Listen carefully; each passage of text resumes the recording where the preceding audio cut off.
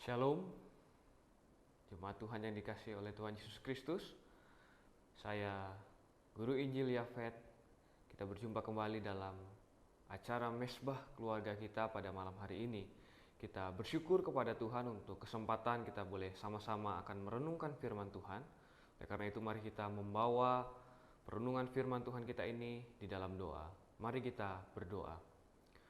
Tuhan, pada malam hari ini kami bersyukur akan kebaikan Tuhan dalam kehidupan kami. Kami bersyukur jikalau Tuhan terus memimpin dan membimbing kami dalam segala aktivitas kami. Dan tiba pada malam hari ini Tuhan, Engkau mengizinkan kami untuk bersama-sama boleh belajar firman Tuhan. Kami berdoa kiranya Roh Kudus yang menolong kami dalam pemberitaan firman Tuhan pada malam hari ini. Kami rindu bahwa Roh Kudus memberi kami pengertian untuk boleh mengerti firman Tuhan yang disampaikan. Roh Kudus juga yang membimbing hamba-Mu yang menyampaikan firman Tuhan. Kiranya setiap apapun yang keluar dari lidah bibir hamba-Mu, Roh Kudus yang menuntun, yang membimbing, sehingga firman yang disampaikan merupakan satu pesan Allah yang ingin Tuhan sampaikan bagi jemaat Tuhan melalui mesbah keluarga ini. Terima kasih Tuhan, kami bersyukur dan terima kasih. Dan kami berdoa di dalam nama Tuhan Yesus. Haleluya. Amin. Jemaat yang dikasihi Tuhan, hari ini kita akan bersama-sama merenungkan satu kebenaran firman Tuhan di bawah satu judul tema, Keluarga yang Setia Beribadah kepada Tuhan. Firman Tuhan pada malam hari ini terambil dari kitab Yosua, pasalnya yang ke-24, ayatnya yang ke-15. Kita akan membacanya bersama-sama. Saya akan membacakannya dari tempat ini. Yosua 24 ayat yang ke-15. Demikianlah firman Tuhan. Tetapi jika kamu anggap tidak baik untuk beribadah kepada Tuhan, pilihlah pada hari ini kepada siapa kamu akan beribadah. Allah yang kepadanya nenek moyangmu beribadah di seberang sungai Efrat, atau Allah orang Amori yang negerinya kamu diami ini.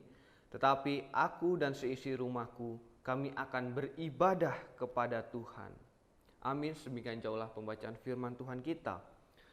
Bapak Ibu jemaat yang dikasihi Tuhan, tentu kita pernah mendengar sebuah lagu yang berjudul I Have Decided to Follow Jesus.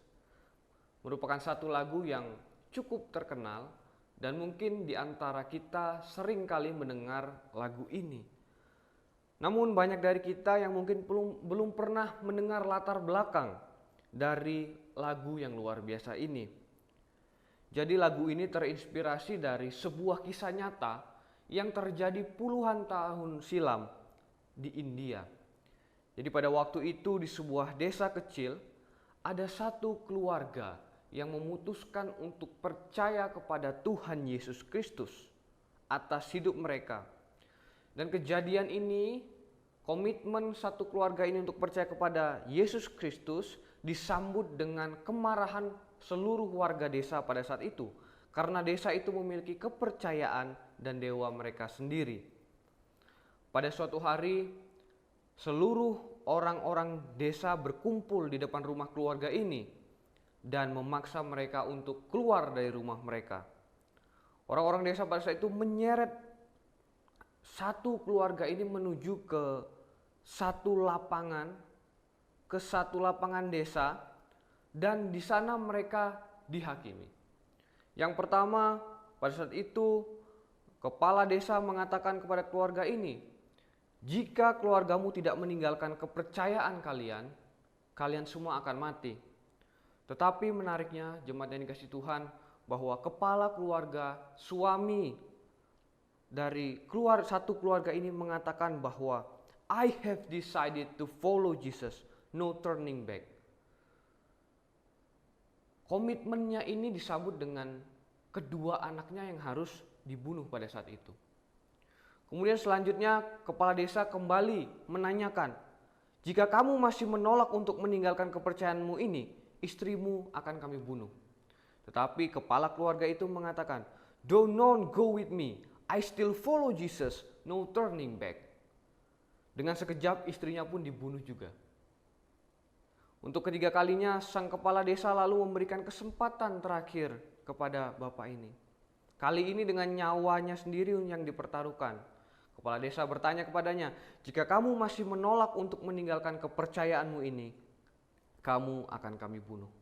Tetapi bapak ini malah melanjutkan perkataannya, "The cross before me, the world behind me, no turning back."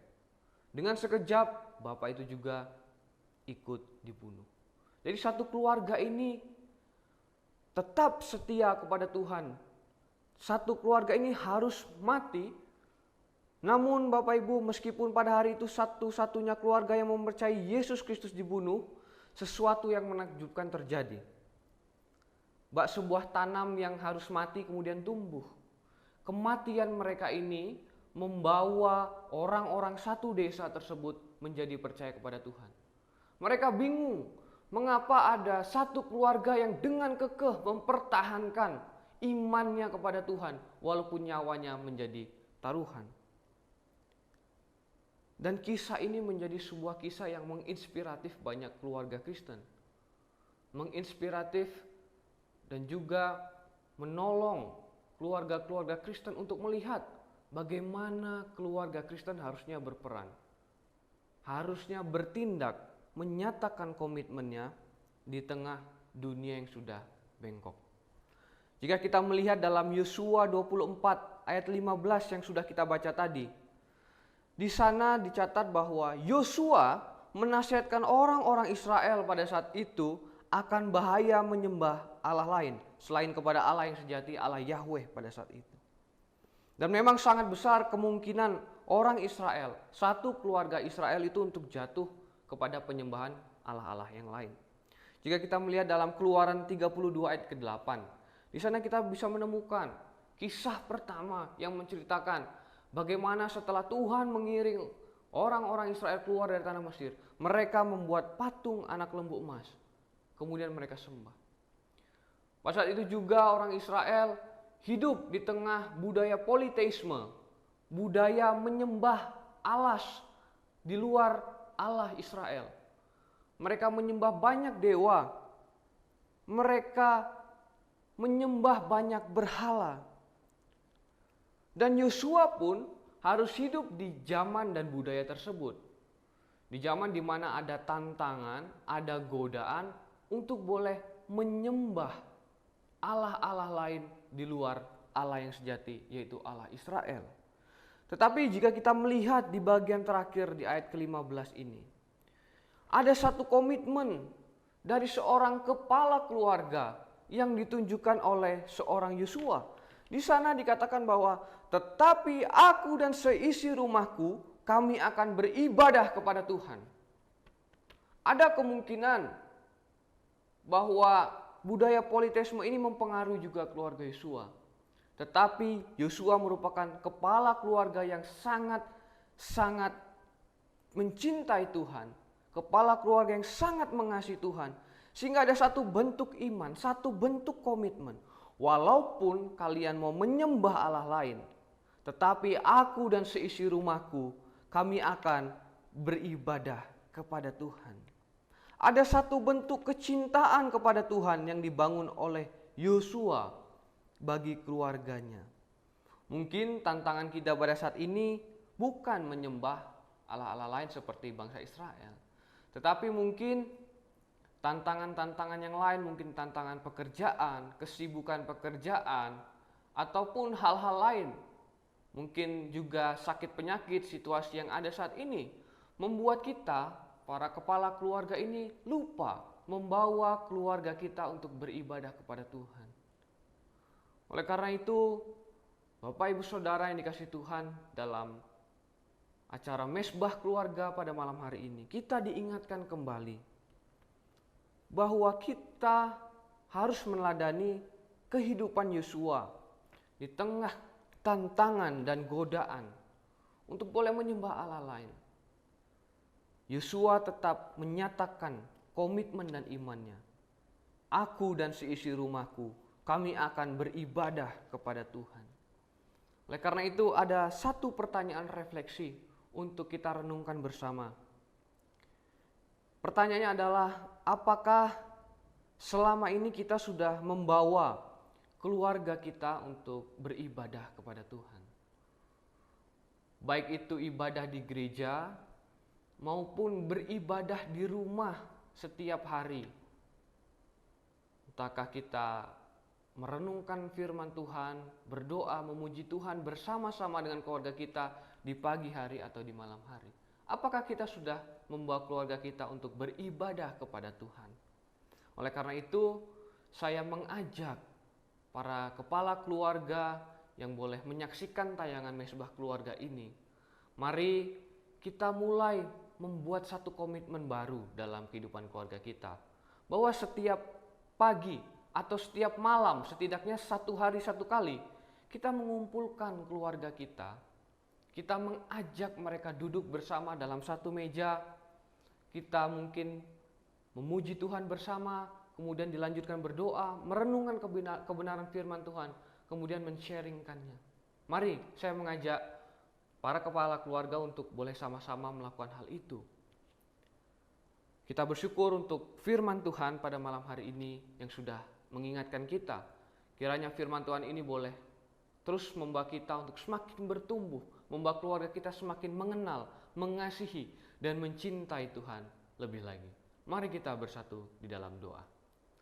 Tuhan, kami bersyukur, kami berterima kasih untuk firman Tuhan yang boleh mengingatkan kami pada malam hari ini bahwa sebagai kepala keluarga kami harus punya komitmen iman yang kuat. Walaupun kesibukan mungkin membuat kami lupa beribadah kepada Tuhan.